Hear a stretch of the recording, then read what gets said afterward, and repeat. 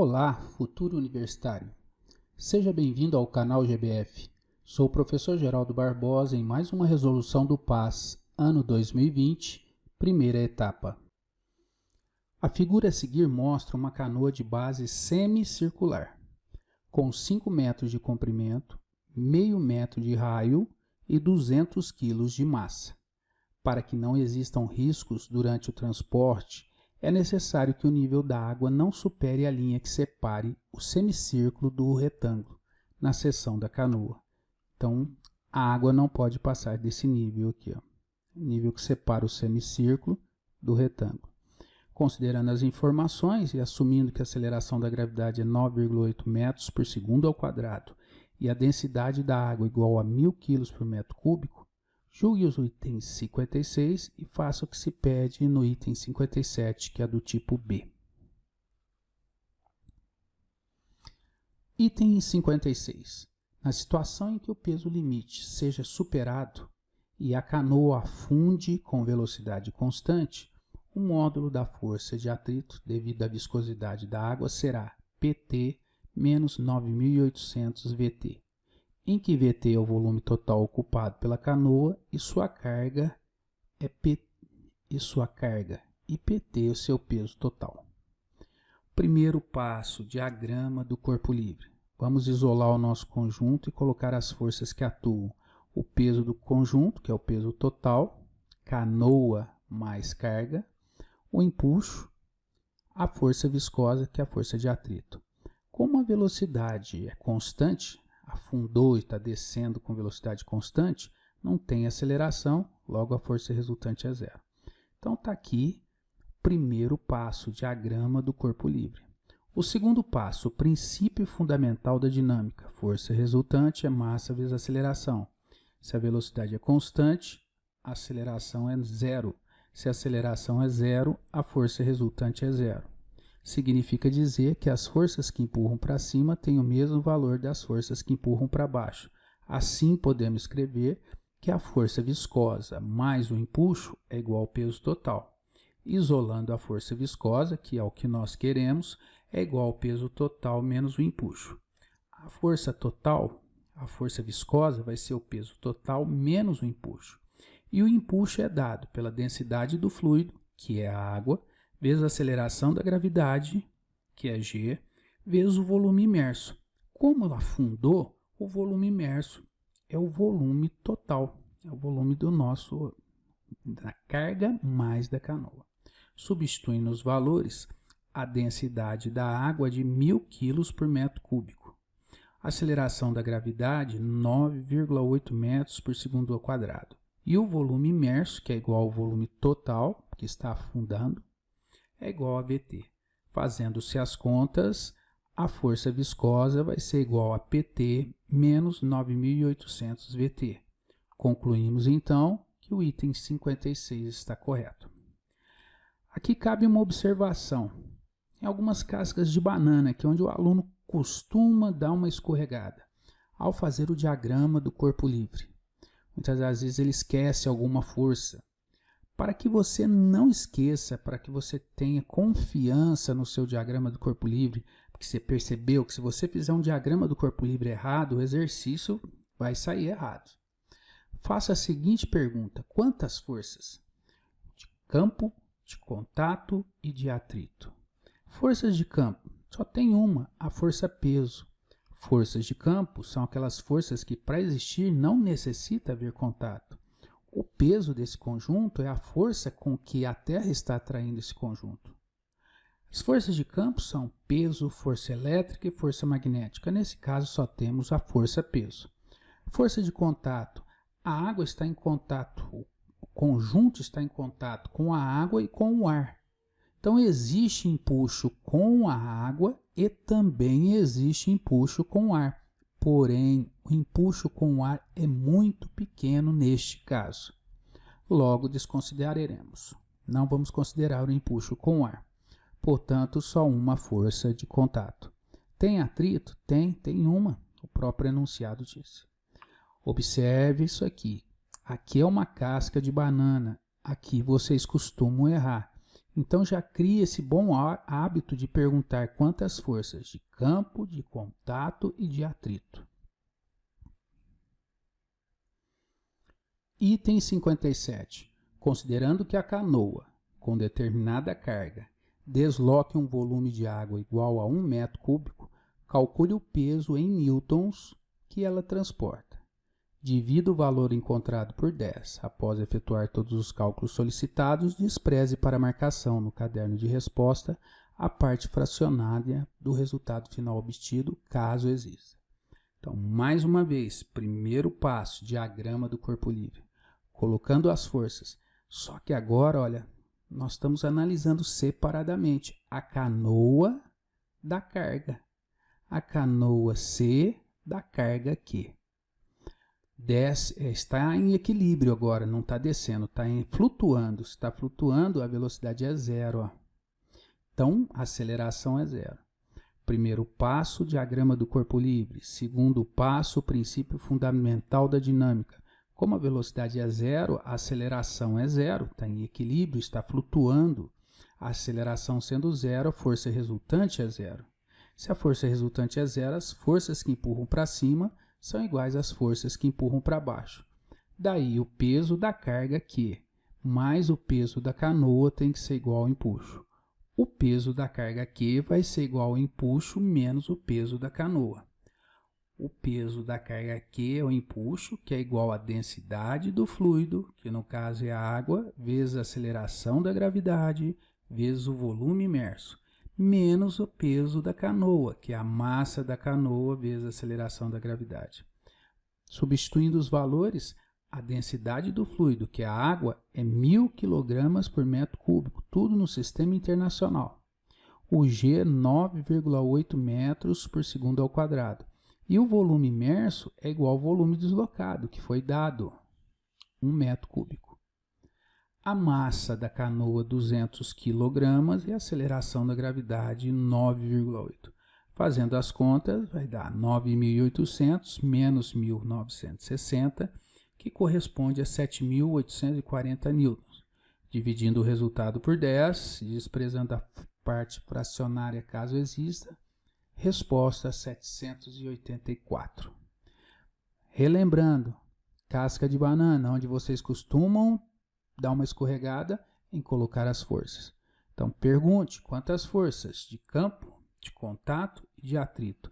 Campo agora tem duas, porque estamos analisando a canoa e a carga separadamente. De contato, tem contato com o ar e o contato com a água. Só que o empuxo com o ar é muito pequeno. Desprezaremos. Portanto, só uma de contato. Atrito, neste caso, agora não tem, porque a força viscosa só tem quando tem movimento, quando tem velocidade. Quando a velocidade é zero, não tem a força viscosa. Os guindastes da antiguidade empregavam sistemas de polias associados a rodas que eram operadas para o levantamento de blocos de pedra de grande massa.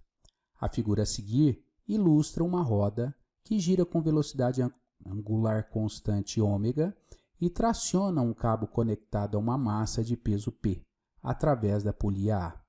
O cabo é ideal, inextensível e se enrola sem se sobrepor à roda, que tem raio R e massa de peso desprezível. A roda, que gira com velocidade angular constante ômega, de raio R, aqui está o cabo que passa pela polia e segura esse corpo de peso P. A partir do sistema descrito, julgue os itens próximos seguintes. Se a massa de peso P for puxada por uma distância igual a 2r, então durante esse movimento o impulso sofrido por ela será igual a P vezes ômega sobre 2. O impulso sofrido por ela, a massa, é igual ao impulso das forças que atuam nela. E nesta massa atuam duas forças, a força peso e a força de tração, e que está em movimento uniforme, com velocidade constante. Logo, o impulso que atua nessa massa vai ser o impulso da força peso mais o impulso da força de tração, que é igual ao impulso resultante. O impulso resultante é zero, porque se a velocidade é constante, a força resultante é zero, o impulso resultante é zero, o nosso item está errado. Calculando o impulso da força-peso. O impulso da força-peso é igual ao produto da força pelo tempo em que essa força está atuando. A força é o peso e o tempo é o deslocamento angular dividido pela velocidade angular. Olha, delta θ sobre ômega, isso é tempo. E o deslocamento angular da roda é igual ao deslocamento escalar dividido pelo raio. Relações lineares e angulares. Daqui, nós sabemos que o deslocamento escalar é 2r, que foi dado por uma distância igual a 2r. No lugar de ΔS, colocaremos 2r, resultando no impulso de 2p sobre ômega. Esse é o impulso da força-peso. O impulso da força de tração em módulo tem o mesmo valor. Eles têm sentidos contrários, então eles têm sinais contrários. Em módulo é o mesmo valor. Vai ser 2π sobre ômega. Poderíamos também ver que esse item está errado fazendo uma análise dimensional. E essa análise dimensional eu aconselho você, aluno, já prestar atenção, analisando, que isso ajuda muito a resolução de exercícios. Impulso é o produto de força por tempo. Força vezes tempo. Daí, a dimensão de impulso vai ser força vezes tempo. No sistema internacional é Newton vezes segundo. Vamos analisar se essa grandeza aqui também tem a unidade de impulso. Força vezes velocidade angular. Fazendo a análise dimensional, força vezes velocidade angular é Newton vezes segunda menos 1. Velocidade angular é 1 sobre segundo, é radianos por segundo. Radianos é 1 sobre segundo. Daqui nós temos que é Newton dividido por segundo, diferentemente de Newton vezes segundo. Logo, força vezes velocidade angular, P vezes ômega, não é unidade de impulso. Item 70. Considere que a massa de peso P seja solta de uma posição suspensa, considerada como origem, com velocidade inicial nula e sujeita somente à aceleração gravitacional g. Nesse caso, a velocidade angular da roda em função do tempo t estará corretamente representada no gráfico a seguir. O gráfico é linear, no instante 2r, a velocidade angular é g radianos por segundo. Vamos ver se isso é verdadeiro ou falso, se isso está correto ou se está errado. Analisando, se toda esta massa está caindo com aceleração g, todos os pontos desse fio também estão com aceleração g. Aqui também está com g, g para cima. Por quê? Estão ligados. Esse fio está ligado ao corpo. Se eles estão ligados, eles têm a mesma aceleração. Logo, se tem a mesma aceleração, a roda também tem aceleração g. A aceleração da roda é igual a g. Essa é a sacada desse exercício. Se a aceleração da roda é igual a g, por que a aceleração tem que girar, a roda tem que girar com g? Porque a massa cai com aceleração g. Se a massa cai com aceleração g, a roda gira com aceleração g. A tração no fio deverá ser zero, porque está em queda livre esse corpo. Assim, a aceleração da roda é igual a g. A aceleração da roda é igual a angular vezes o raio. Grandezas lineares aí que são iguais a grandezas angulares vezes o raio. Então, a aceleração escalar é igual a angular, que é alfa vezes o raio, que vai ser igual a g. Daí, nós temos que a aceleração angular dessa roda vai ser g sobre r. Uma constante. Se é constante, o movimento é circular uniformemente variado. E a equação dos movimentos uniformemente variados é ômega igual a ômega zero mais alfa t. Essa aqui é parecida com aquela, ó, V igual a V0 mais AT, só que é no angular. A velocidade angular inicial é zero, que partiu do repouso. Enunciado está falando isso. A aceleração é G sobre R, que multiplica T. No instante zero, a velocidade é zero. Bate com esse ponto. No instante 2r, quanto que vale a velocidade angular? Basta substituir, no lugar do t, vamos colocar 2r. 2r dividido por r dá 2, vezes g, 2g. A velocidade angular é 2g. diferentemente do que está no gráfico, que está marcando que é G. Daí concluímos, item 70, errado. A figura anterior ilustra a situação em que um cabo está sendo usado por um guindaste para levantar um corpo. O cabo se rompe quando o corpo estava a 8,5 metros do solo, acima do ponto A. E ele se desloca com uma velocidade constante de 7 metros por segundo. Depois do rompimento do cabo, o corpo se desloca na direção vertical e toca o solo no ponto A. Desprezando a resistência do ar e considerando a aceleração da gravidade igual a 9,8 metros segundo ao quadrado, calcule a altura vertical máxima em metros que o corpo alcança do solo, depois do rompimento. Então, observe que então esse corpo estava sendo içado para cima com 7 metros por segundo. Aí o cabo se arrebenta, quebra. No exato momento em que o cabo quebrou, ele estava com velocidade de 7 e ele não começa a cair imediatamente. Ele vai subir um pouco até parar e depois vai cair e chegar no ponto A.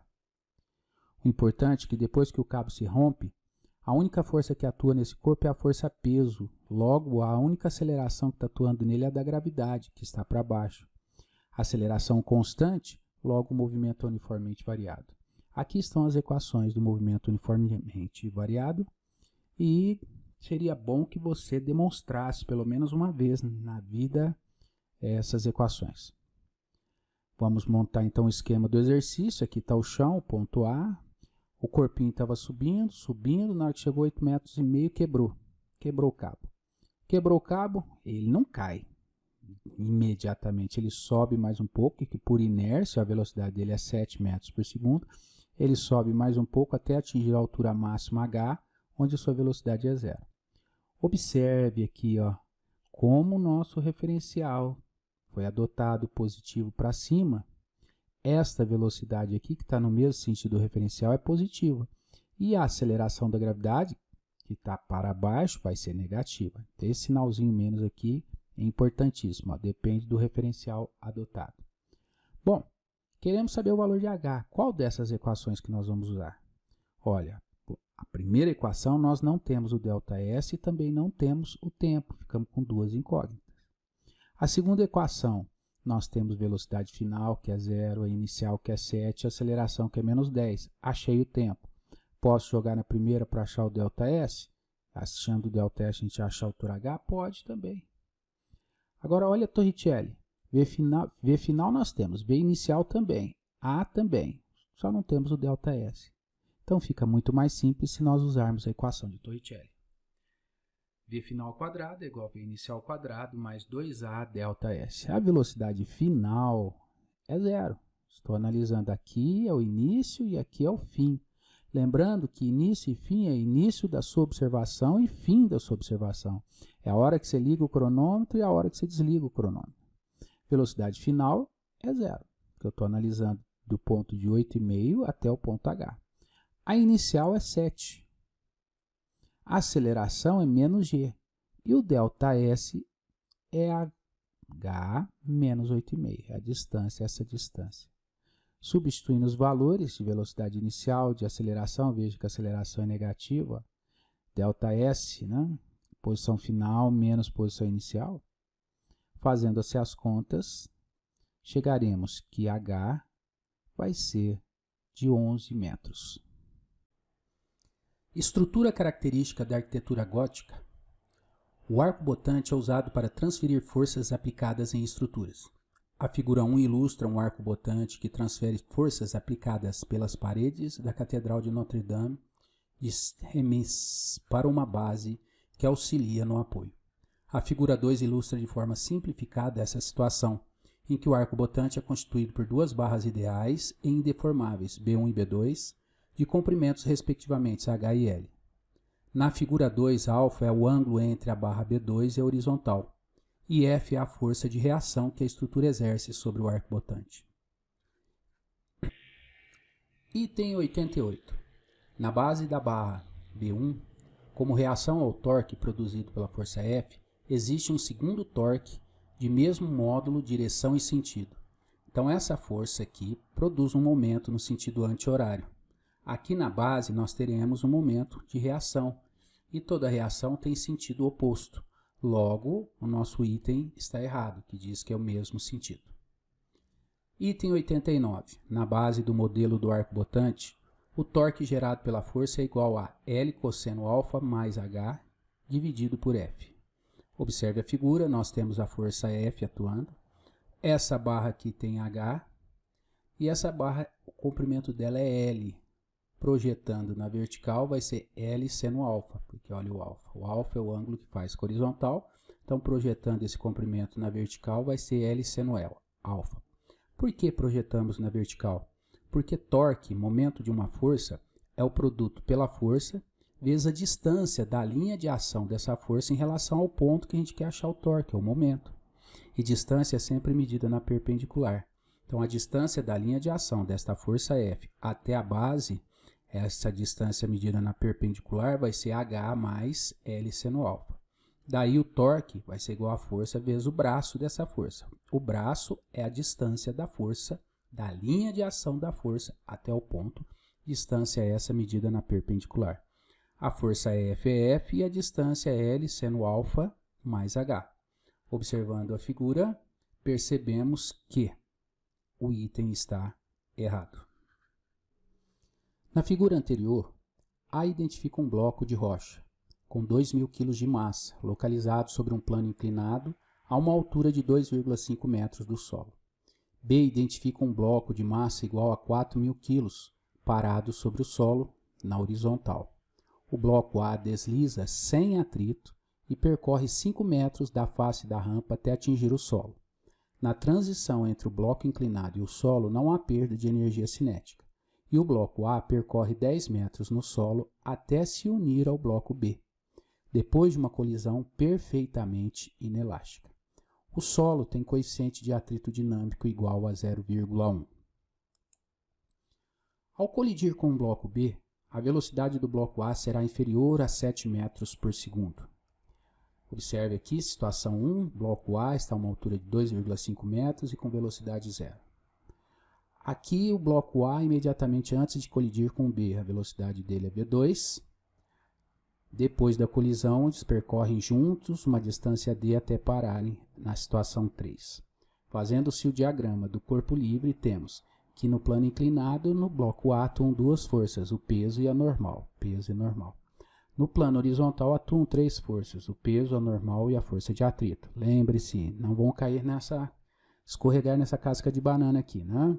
Aqui no plano inclinado, uma de campo, que é o peso, e uma de contato, que é normal. Só tem um contato com o plano inclinado e não tem atrito.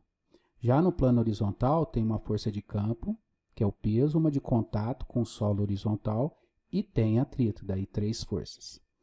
Vamos agora calcular o trabalho dessas forças. O trabalho da força normal é zero, porque a normal é perpendicular ao deslocamento. O trabalho da força peso na horizontal é zero, mas aqui no plano inclinado não é zero. É mg ΔH. O peso não trabalha na horizontal. O peso só trabalha em deslocamentos verticais e é dado por mg vezes ΔH, onde a ΔH é o deslocamento vertical.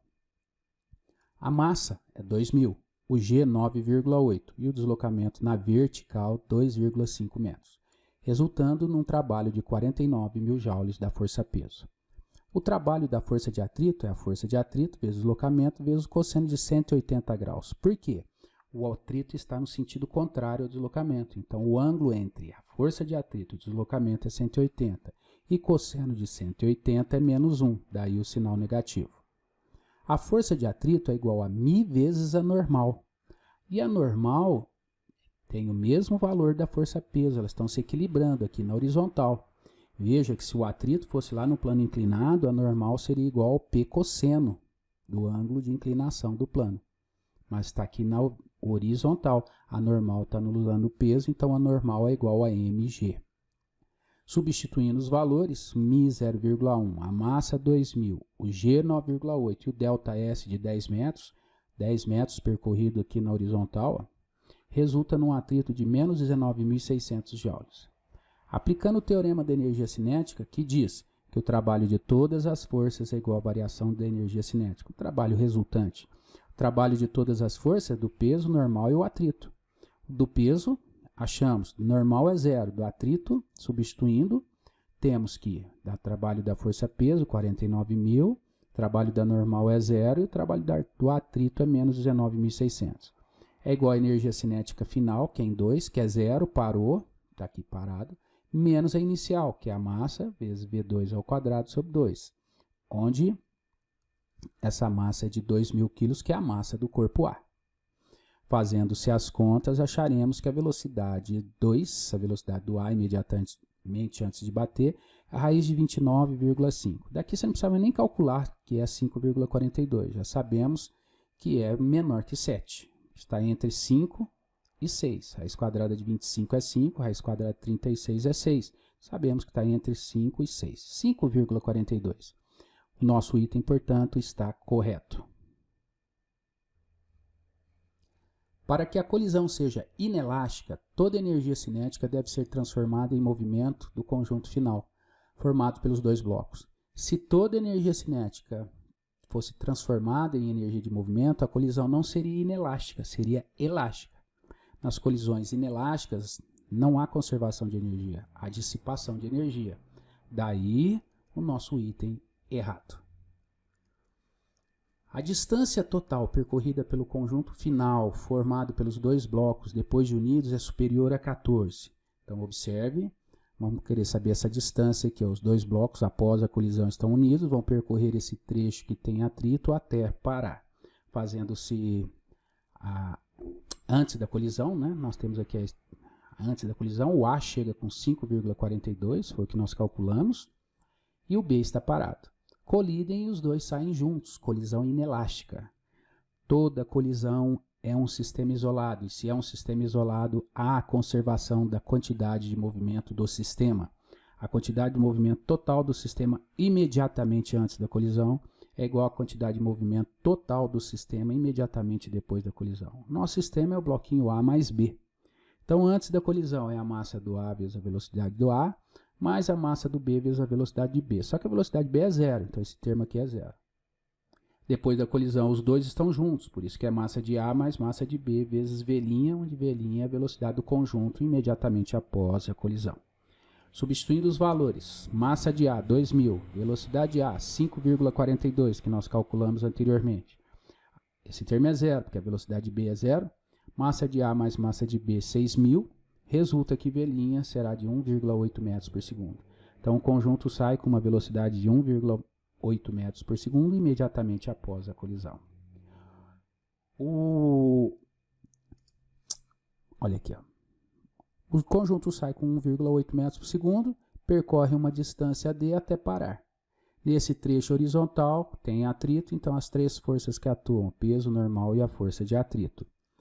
Teorema da energia cinética. O trabalho resultante é igual à variação da energia cinética, onde o trabalho resultante é o trabalho de todas as forças.